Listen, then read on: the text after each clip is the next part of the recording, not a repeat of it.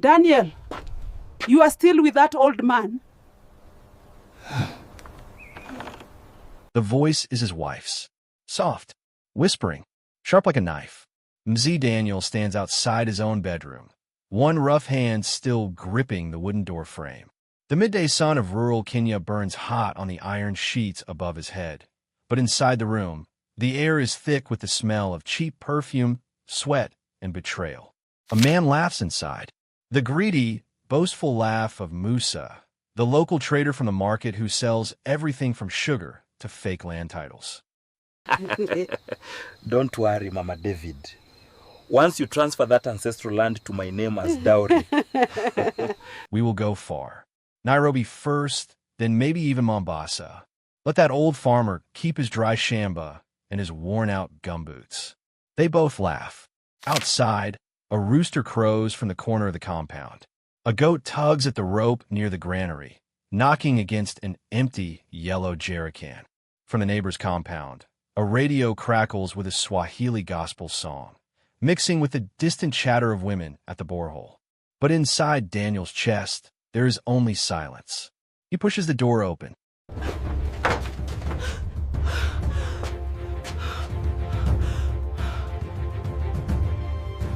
His wife, Esther, scrambles to cover herself with a kanga.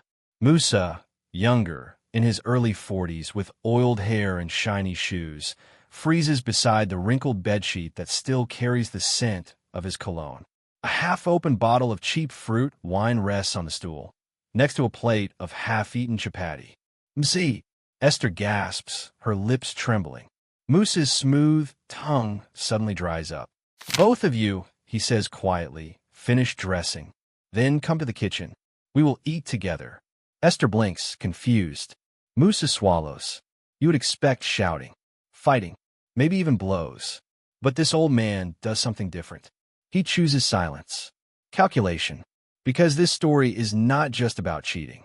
It is about what happens when people mistake quiet dignity for weakness, and when a humble village elder reveals that the land they try to steal is sitting on gold. Before we continue, tell me in the comments. Where are you watching from? Nigeria, Kenya, Ghana, South Africa diaspora? Type your country or city below. And if you believe that no one should mistake your silence for stupidity, hit the like button, subscribe, and share this story with someone who needs to hear it. African Karma Stories. Many years before that humiliating afternoon, the whole village gathered at the small Catholic church on the hill to watch Daniel and Esther say, "I do." The wedding was simple, the kind you still see in many East African villages. Esther wore a rented white dress with a tear carefully sewn near the hem. Her veil had passed through many brides before her. Daniel stood beside her in an oversized brown suit jacket borrowed from his cousin in town, sleeve a little too long, shoes polished with cooking oil. Outside, 3 goats bleated loudly, tied under the shade of a crooked acacia tree, waiting for their fate. Women stirred large sufurias of polo and beef stew over open fires, the smell of onions, garlic, and polo masala mixing with the heavy smoke. Children chased each other around the church compound with plastic sandals slapping against the dusty ground. After the priest's blessing, they walked out hand in hand to ululations piercing the afternoon air. A local choir sang in Swahili, and Daniel's friends carried them on their shoulders for a few meters, laughing and shouting, "Harambe." They had nothing, yet they had everything. Their first home was a small mud-walled hut with a grass-thatched roof that leaked whenever the long rains came.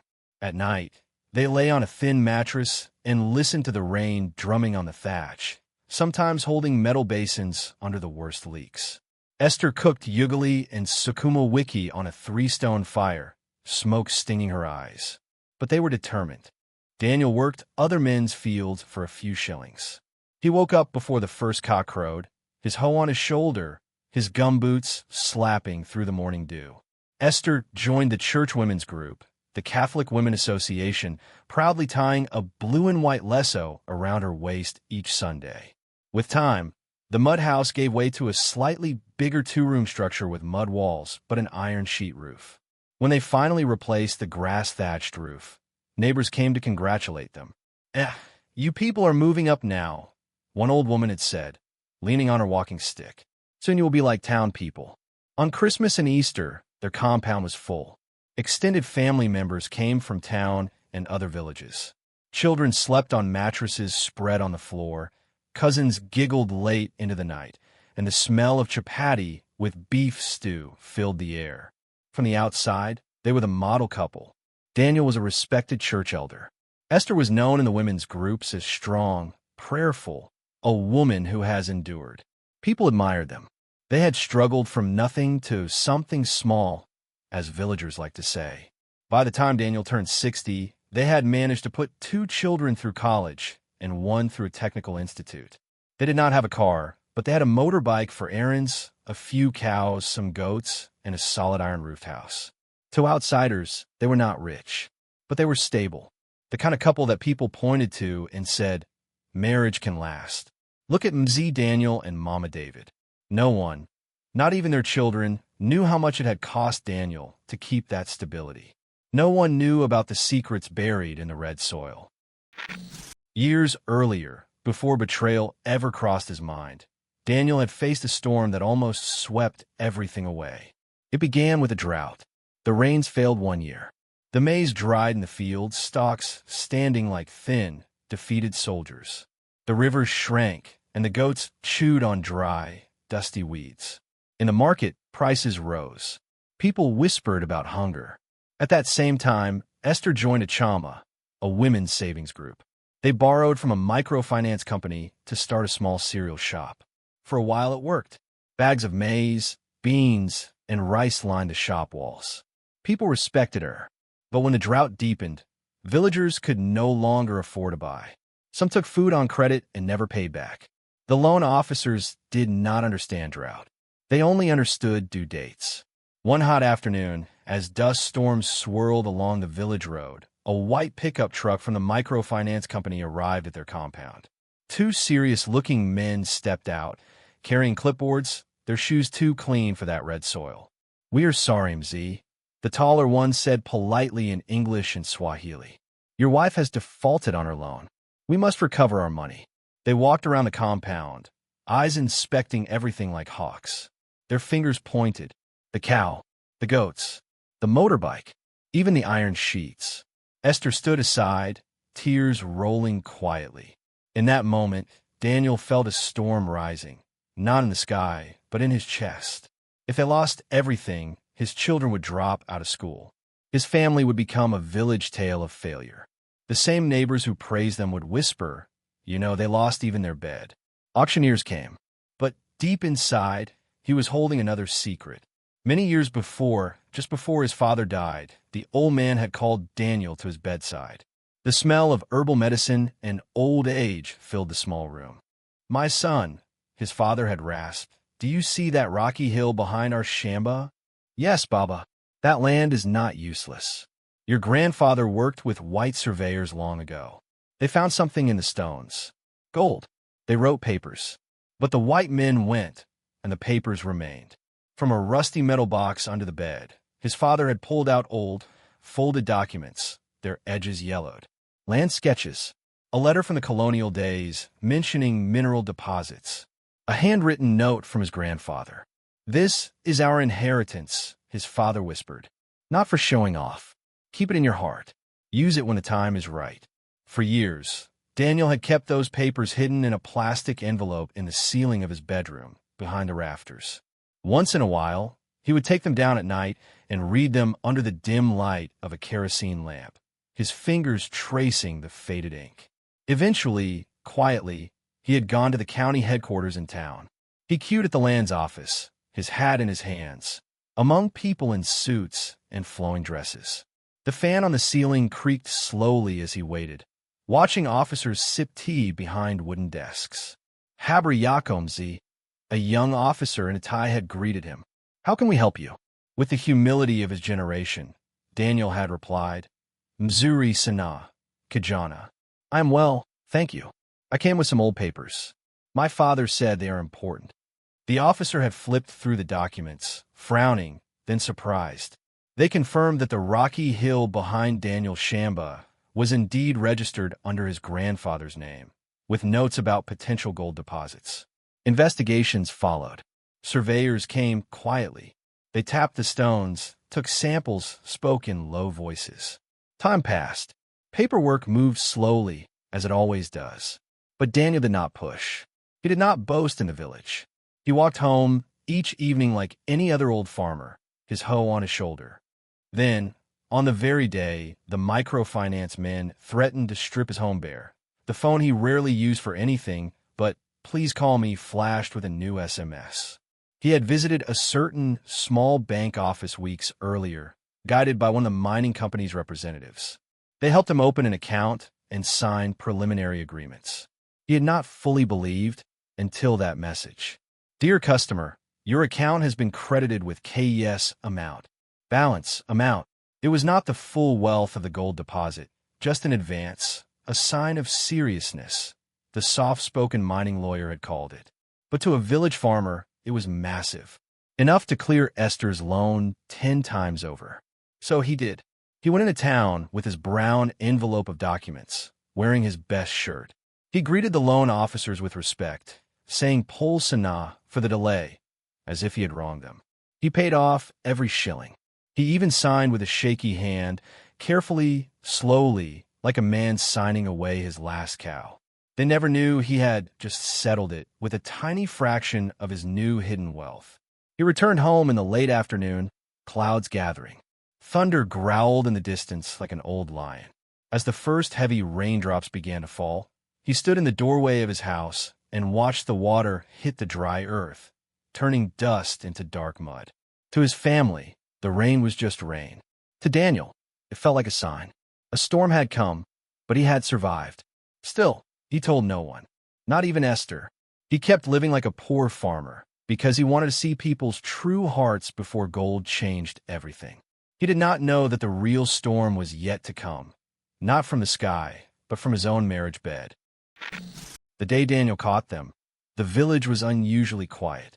The market had closed early because of a funeral in the next village. Most men were in the trading center, sipping tea, arguing about politics.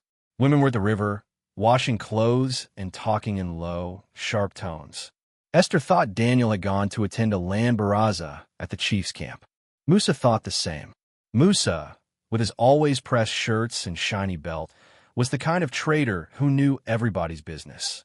He ran a small shop near the main road, selling sugar, rice, salt, soap, and sometimes helping people process land papers for a fee. He smelled of cheap cologne and ambition. That afternoon, he had arrived at Daniel's compound on a borrowed motorbike, the loud engine cutting through the village stillness. He parked it outside the fence of twisted branches and wire, glanced around quickly, and walked in with a paper envelope tucked under his arm. Inside the house, Esther had changed into a brighter chitinge, tying it tightly around her hips. She dabbed a little perfume behind her ears, one of those brands from town with a name no one could pronounce. They thought they were safe. You were late," Esther had whispered as she opened the door, her eyes shining. "You know business," Musa replied, brushing past her. "But soon, this will be our last waiting. When that land is in my name, we will not be sneaking around like thieves." Daniel, however, had not gone to the chief's camp.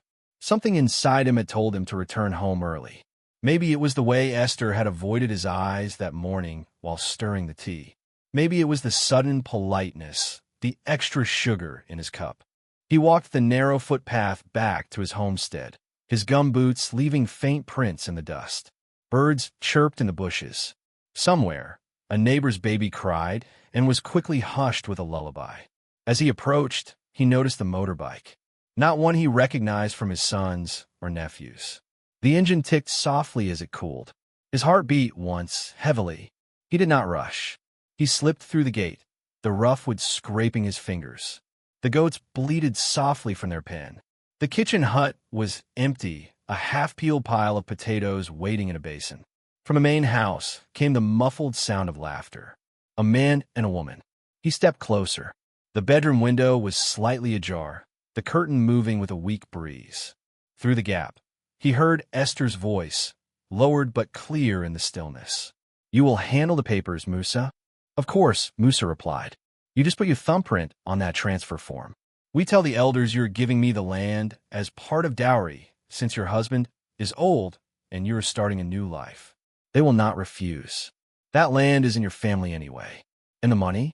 Esther pushed. We sell to the big men from Nairobi, or even those Chinese people who are always looking for land with stones. Musa's tone turned greedy. We will get millions, Esther. Million. You and I. Not that old man who still digs like it is 1970. Esther laughed softly. We must be fast, she whispered, before he discovers anything. He thinks that hill is useless. He told me his father called it curse land. The bed creaked. The rustle of clothes. Then, silence broken by the wet sound of a kiss. Daniel's fingers tightened on the door frame. For a moment, the world tilted. The smell of boiled maize from a neighbor's kitchen, the distant sound of a cowbell, the hum of insects, all of it blurred. He pushed the door open. Time froze. Outside the window, a hen cackled loudly as if announcing the scandal. Daniel, Esther stammered. Mzee, Musa croaked, tried to straighten his shirt, his fancy watch glinting uselessly. Any other man might have exploded. In many stories, we hear of violence, shouting, even blood. But Daniel had seen storms. He had survived with patience and wisdom. He took a slow breath. Both of you, he said, voice even. Wear clothes properly. When you are done, come to the sitting room. We will eat. Musa blinked. Eat. Daniel nodded once, his face unreadable. Esther, don't forget to add more water to the stew. Our children are on their way home. He turned and walked out, leaving behind the swirling scent of cheap perfume and shame. Neighbors noticed nothing that afternoon, except that Daniel's compound was unusually quiet. One woman, pounding maize in her mortar nearby, later said she felt something heavy in the air, but at the time, she only shook her head and kept working. What they did not see was the fire cooling into steel inside Daniel's heart. Daniel did not shout. He did not move out. He did not run to the neighbors.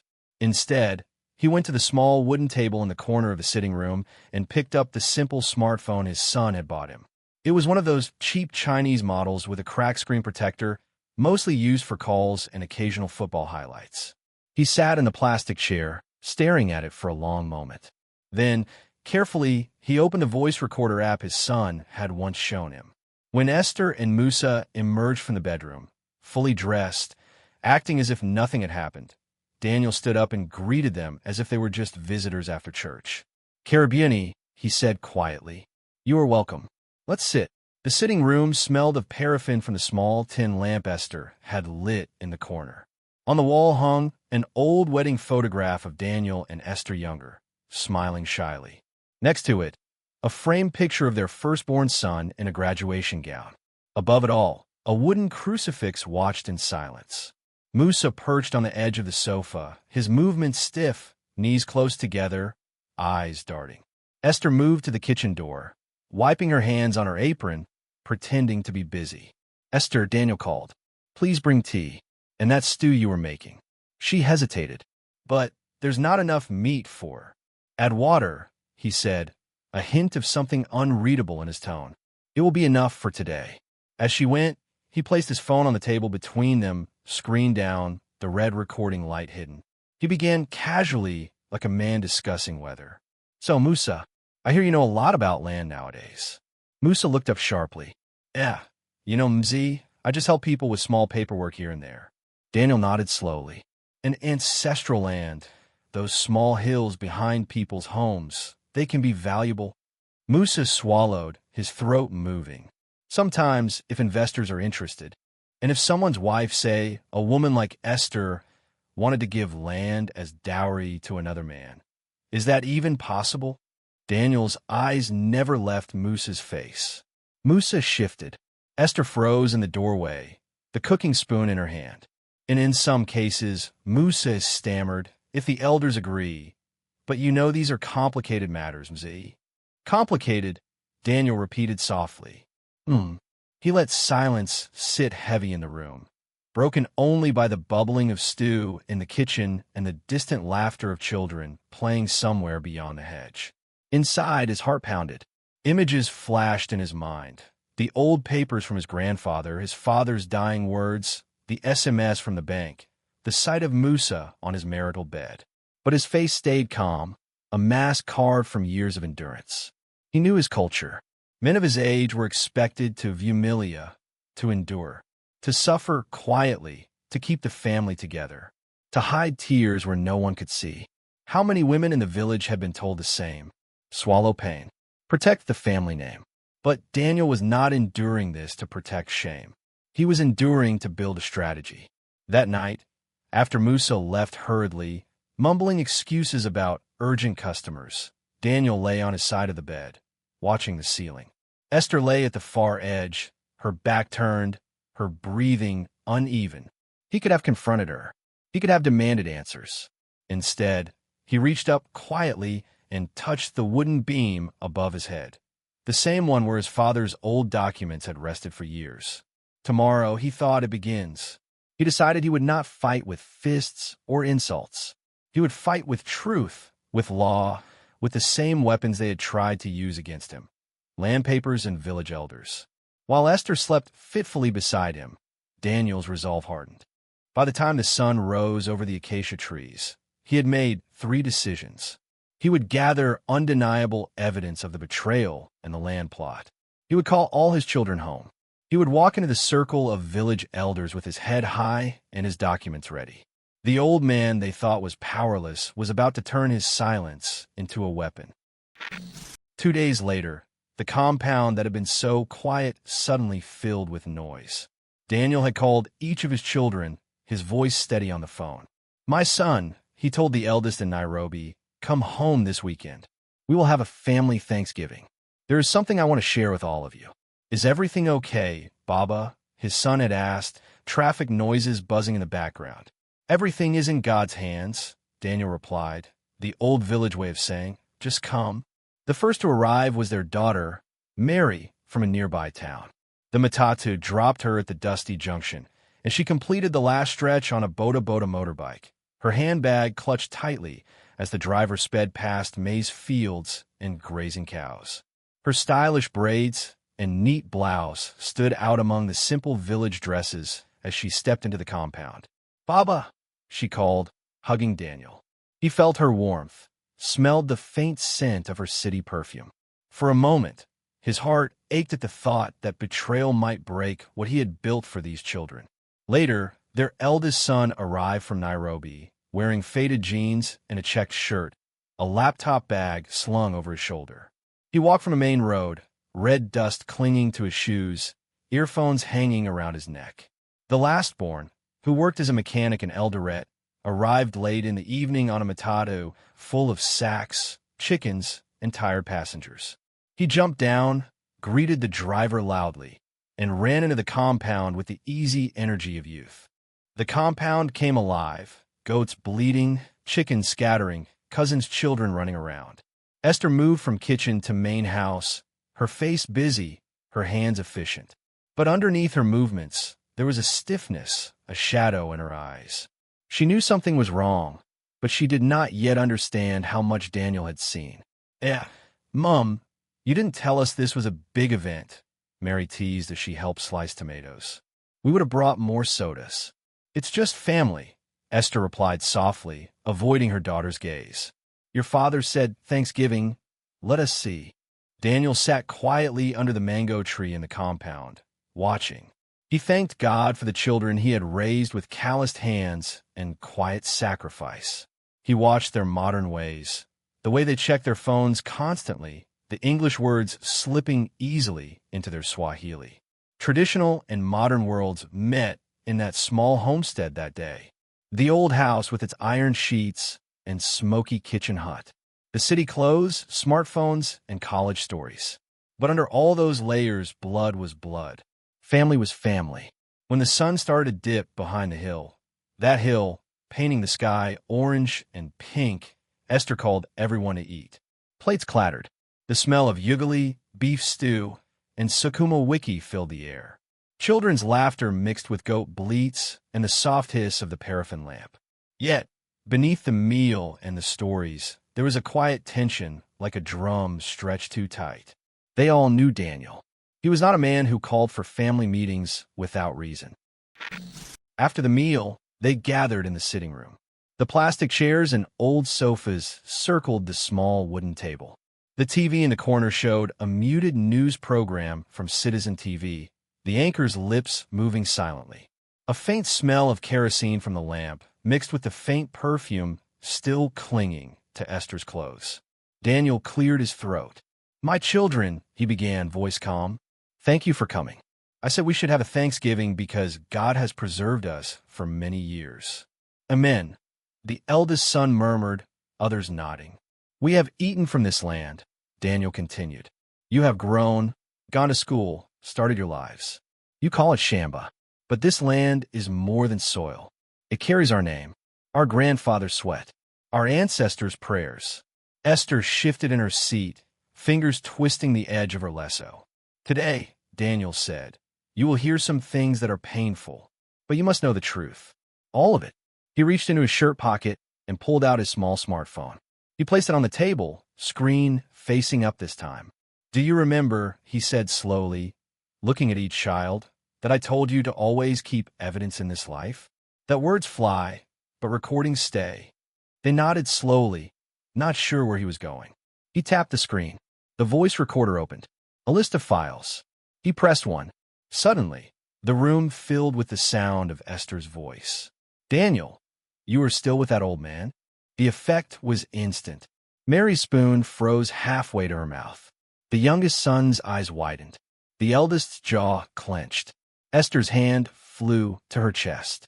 Then came Musa's voice, unmistakable, smooth and arrogant. "Don't worry, Mama David. Once you transfer that ancestral land to my name as dowry, we will go far. Nairobi first, then maybe even Mombasa. Let that old farmer keep his dry shamba." The children stared at the phone as if it were a live snake on the table. Daniel did not look away. The recording continued. Esther agreeing, laughing softly, the two of them speaking about millions from selling land to big men and Chinese investors, mocking Daniel's age, his gumboots, his faith in the land. "Baba," Mary whispered, voice breaking. Esther jumped up. "Turn it off," she cried, reaching for the phone. Daniel's hand moved faster than hers. He picked it up calmly and paused the audio. His eyes met hers, not with rage, but with an ancient sorrow.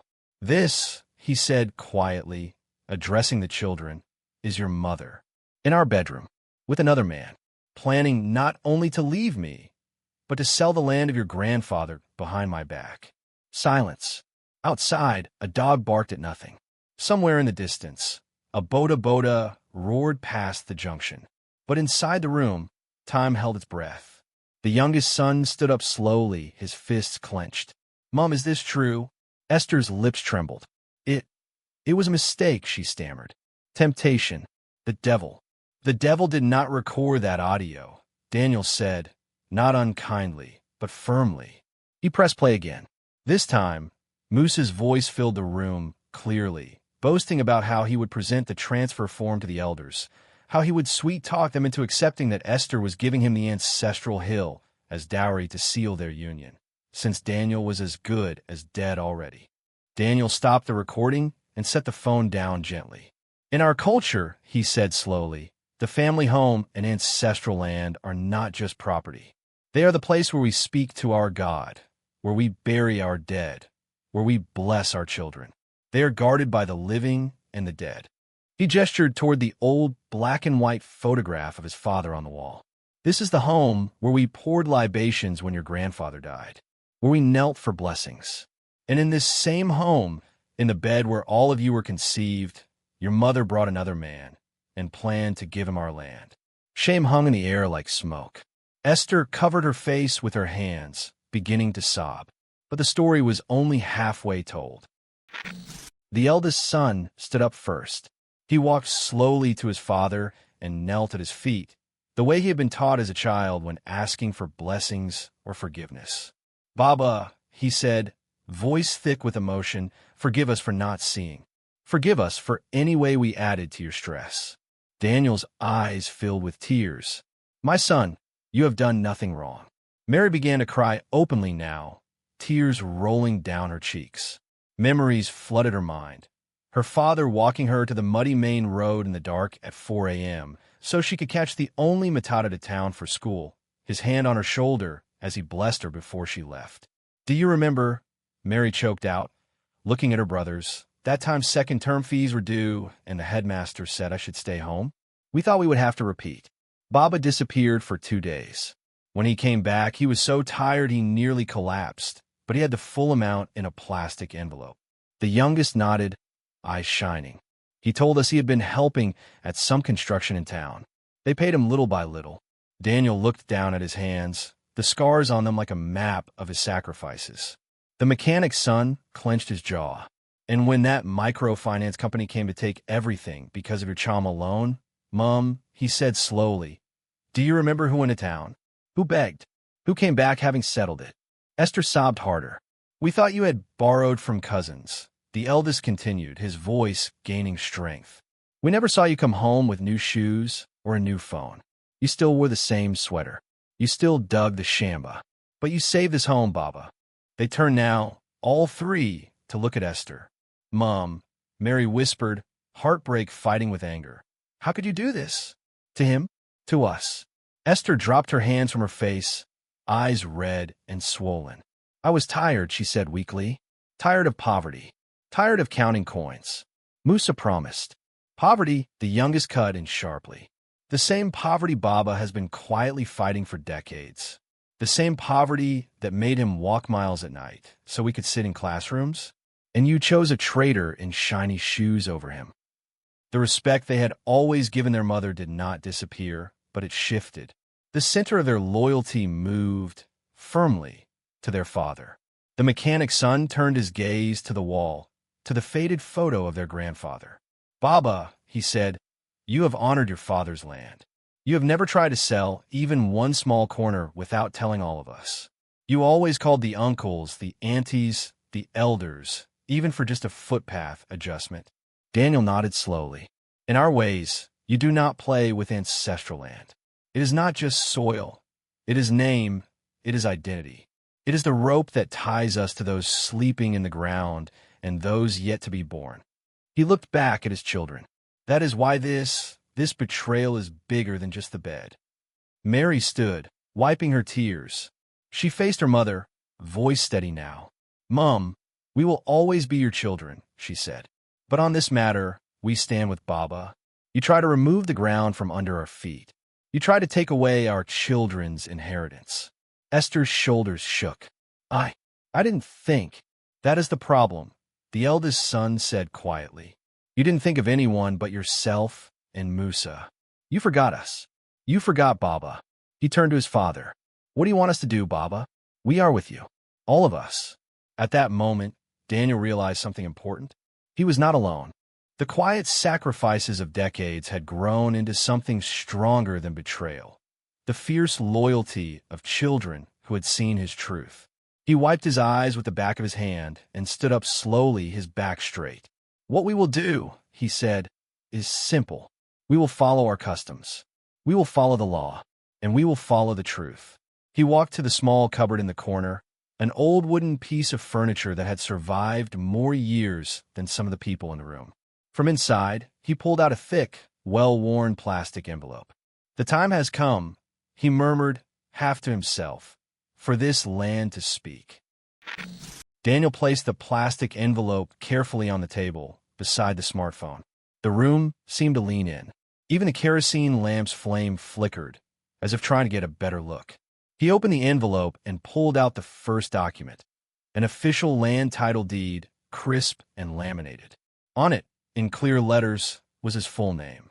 The parcel description matched the hill behind their shamba, the very land Esther and Musa had plotted to transfer. "This," Daniel said, holding it up, "is the title deed for the ancestral land. After your grandfather died, I used those old colonial papers, went to the land's office, and had it properly registered in my name as the family custodian." He passed it to his eldest son, who inspected the seal, the signatures, the parcel number. No doubt, it was real. "Now," Daniel continued, pulling out older, yellowed documents, These are the papers from your great-grandfather's time. Survey notes, letters mentioning mineral deposits. I kept them for years. I did not rush. I waited. Finally, he brought out a newer, freshly printed document on heavy, official paper bearing the logo of a mining company and stamps from the county government. This, he said, his voice firm, is the exploration and mining agreement. He laid it flat on the table. The children leaned in. Their eyes widened as they read. The paper spoke of confirmed gold deposits, of licenses, of royalties, of percentages. And this, Daniel said quietly, picking up his phone again and scrolling through SMS, is what they sent me last week. He handed the phone to his daughter. On the screen was an SMS from a bank. Dear customer, your account has been credited with KES, a large sum. Balance, even larger sum. Mary's hand flew to her mouth. Bubba. The youngest son grabbed the phone, then stared at his father as if seeing him for the first time. You are a millionaire? He breathed. Daniel smiled faintly, wrinkles deepening at the corners of his eyes. On paper, they say so. But wealth is not just money.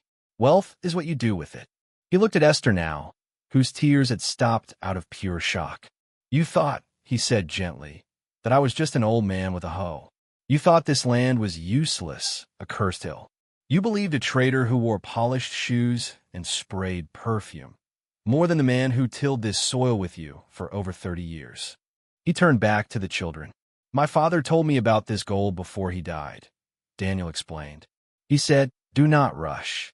Do not boast. Wait until you know who is who in your life. Wealth reveals both friends and enemies. So I waited. He looked at the contract again. When the mining company confirmed the gold, they begged me to sell everything. I refused. I said, we will partner. You take your percentage for work.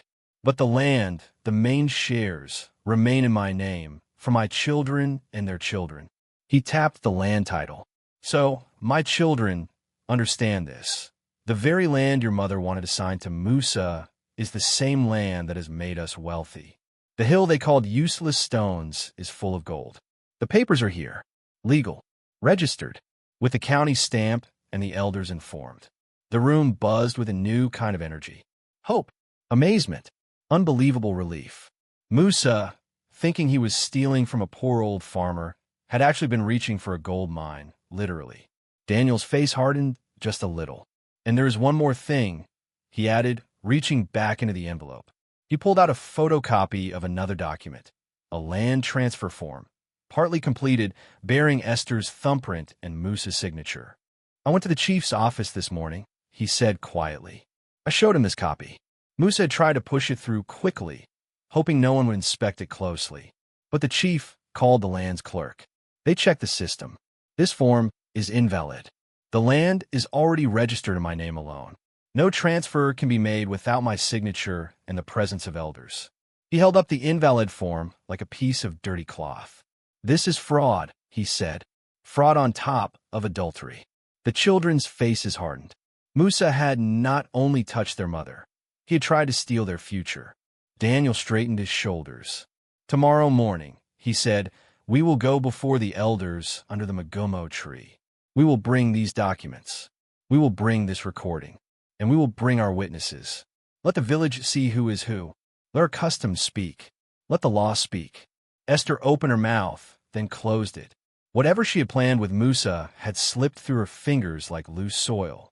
The hill behind their house, bathed now in moonlight seen through the window, seemed to gleam a little brighter. Gold does not shout. It just waits. Morning in the village began with the usual sounds. Cocks crowing, women sweeping yards with short brooms, the low moos of cows. But on this day, an undercurrent of tension ran through the air. Word had spread quickly. Mzee Daniel is taking a case to the elders. People gathered under the great Mugumo tree near the chief's camp. Old men in khaki jackets and wool hats sat on wooden benches and plastic chairs, leaning on their walking sticks. Younger men stood around, hands in their pockets, pretending not to stare too hard. Women lingered at a distance, carrying babies on their backs, murmuring among themselves. At the center, A circle of respect was left open. That is where land issues are decided, where marriages are questioned, where curses are lifted or confirmed. Daniel arrived with his 3 children walking slightly behind him like a small army. He wore his cleanest shirt, ironed by Mary that morning, and his oldest, most trusted hat. In his hand, the plastic envelope of documents. In his pocket, the phone with the damning recording. Esther came too, head covered, eyes on the ground. Musa appeared later, trying to look confident in his pressed shirt and polished shoes, but sweat glistened at his temples. The senior elder, his gray beard neatly combed, cleared his throat. "Today," he announced, "we are here to hear a matter of land and marriage. We must listen well, because ancestral land is not a game." He gestured to Daniel. "Mzee, speak." Daniel stepped forward, greeted the elders with the customary respect. Right hand extended, left hand touching his right elbow, head slightly bowed. "Asantini sana, wazi," he began. "Thank you, elders. I do not want to bring my home to this public place. But when the bed and the land are both attacked, there is no choice." He spoke slowly, recounting the years of marriage, the sacrifices, the quiet life. Then he told them about catching Esther and Musa in his bedroom. He did not add spice. He did not exaggerate. He let the facts speak. Murmurs rippled through the onlookers. Then he took out his phone. "With your permission, Wazi," he said, "I will play something." They nodded. The recording filled the open air, echoing under the wide branches of the Magumo tree. Esther's voice. Musa's voice. The plan to transfer the ancestral hill as dowry. The intention to sell it to outsiders. The mocking of Daniel as a stupid, old farmer. Some elders shook their heads slowly. Others clicked their tongues. Among the women standing at the edge, a few gasped quietly. One elder turned to Musa. "Young man, is this your voice?" Musa's mouth opened and closed. It is edited," he muttered weakly. Another elder raised a hand. "Be careful with lies," he warned. "We are old, but not foolish." Daniel then presented the documents. The valid land title in his name, the mining agreement, the proof of large payment, and finally, the invalid transfer form with Esther's thumbprint and Musa's signature. The elders examined them carefully, passing them from one wrinkled hand to another. The senior elder nodded slowly. "This land," he declared, tapping the title deed, "belongs to Daniel as custodian of his lineage. Any attempt to take it without his consent is theft under both our customary law and government law." He turned to Esther, his eyes kind but firm. "Daughter," he said, using the respectful term, "you were given to this homestead in marriage. You enter that house as a wife, blessed by both church and clan, to sleep with another man in the bed where your children were conceived, and to plan to give him your husband's ancestral land as dowry. You have not only betrayed your husband, you have spat on the graves of those buried in that soil." Tears spilled down Esther's cheeks. She knelt, hands clasped. "Forgive me, Wazi. Forgive me, my husband," she whispered. The elder shook his head sadly. "Forgiveness is before God, but consequences are here with us." He faced Musa. "You, young man, came to this homestead, ate this man's food, drank his tea, and then went to his bedroom and his land with hidden papers.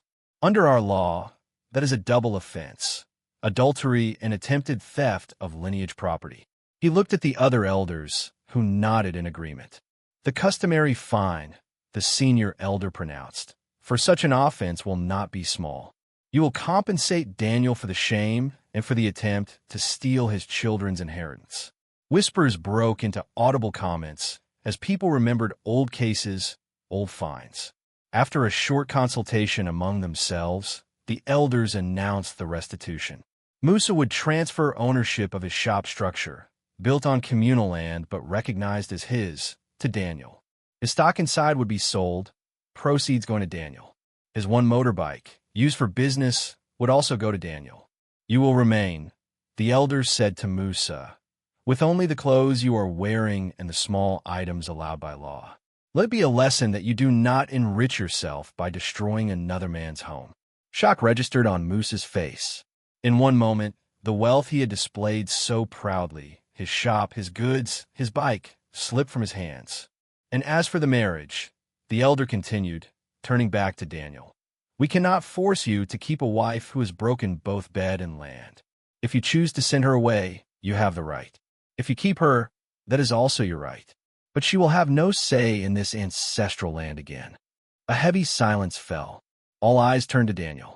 He looked at Esther, the woman he had married in a rented dress all those years ago, the mother of his children, the one who had shared his hunger and his small joys, the one who had betrayed him for a man in shiny shoes. Esther, he said softly, I release you. You may go where your heart has been. This home will not chase you with insults, but you will not sleep in my bed again. You will not speak for this land again.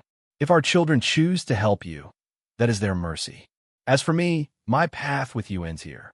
Esther wailed, falling forward, dust clinging to her knees. But Daniel did not move. Musa, humiliated and stripped of property, turned away from the crowd.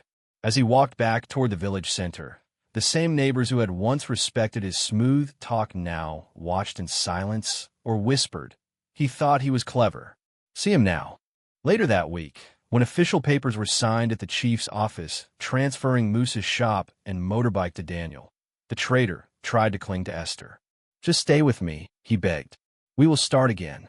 But after seeing the realities, that he was now broke, that his reputation was spoiled, that he had no land, no shop, no income, Esther's own greed turned cold.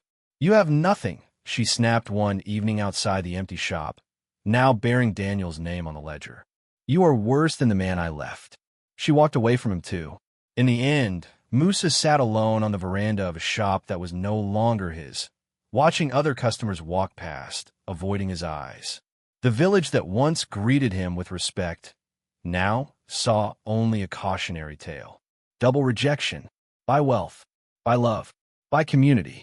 And in the quiet homestead on the hill, under the same sky, Daniel began to rebuild from a position of strength he had always had, but never displayed. The next morning, the sun rose gently over the rocky hill behind Daniel's house, casting long golden rays across the red soil. Dew sparkled on the grass like tiny diamonds. Birds flitted between the branches of the mango tree, singing as if they knew something had changed. Daniel stepped out his house, breathing in the cool air. For the first time in a long time, he felt light, not because he had gained more, but because he had released what was poisoning his heart. His children were already up. The eldest was on the phone with someone from Nairobi, speaking in a mix of English and Swahili about investment structures and long-term planning. The mechanic's son was inspecting the recently acquired motorbike, already imagining how to turn it into a small transport business for the family. Mary was sweeping the compound, humming, her eyes brighter than they had been in days. They gathered around Daniel near the small patch of sukuma wiki he had planted behind the kitchen hut. The leaves glistened with morning moisture. Baba, Mary said, we have been talking. This money from the gold, we don't want to just change our clothes. We want it to change our future. The eldest nodded. We can build a bigger, stronger house here, yes. But we can also put a borehole for water for the whole village. Maybe a small clinic. A better school. We can honor Guka's grandfather's name. Daniel's eyes filled with quiet pride. This was why he had waited. This was why he had kept the secret until hearts were revealed. We will do it step by step, he said. No ruse. Gold does not run away. But foolishness can run us into the ground if we let it. They laughed softly. He walked a few steps toward the hill, feeling the firmness of the earth beneath his worn sandals. This same ground had seen his tears, his sweat, his wife's betrayal, and now his children's unity. He looked up at the sky. Baba, he whispered in his heart to his own father, we have kept the land. Your grandson will not sell it for a drink or a woman. The gold you spoke of will build more than just a house. It will build a legacy. A gentle breeze stirred the leaves of the trees, as if answering. In the garden, young plants stretched toward the new light. The future was like that too, tender, fragile, but full of possibility. Daniel turned back to his children. Listen to me, he said, his voice steady, carrying the weight of experience. In this life, people will test you. They will mistake your humility for weakness. They will think that because your clothes are old, your mind is empty. Never rush to prove yourself with noise. Let your actions, your patience, and your God fight for you. He looked toward the village center where Musa now walked like a shadow of his former self. And remember this also, he added, when wealth finally comes, it does not change who you are. It only reveals what was already there. If there is greed, it will grow. If there is gratitude, it will shine. His children nodded, absorbing every word. This was the true inheritance. Not just gold in the ground, but wisdom in their hearts. As the camera of our story pulls back in your mind, you see it clearly. A once poor village elder, standing tall on land that holds gold. A family, wounded but united. A legacy, newly protected. Wherever you are watching from right now, whether in a small town, a big city, or far from home in the diaspora, remember Daniel's story. Do not let anyone confuse your silence with foolishness. Do not sell your dignity, your name, or your inheritance for temporary excitement. If you have watched till this point, type in the comments. Dignity is wealth. And if this story touched you, helped you, or opened your eyes, do 3 things. Hit the like button so more people can see it. Subscribe to this channel for more real-life stories that carry deep lessons. Share this video with a friend or family member who needs to remember their worth. The sun will always rise again, but what it shines on tomorrow depends on the choices you make today.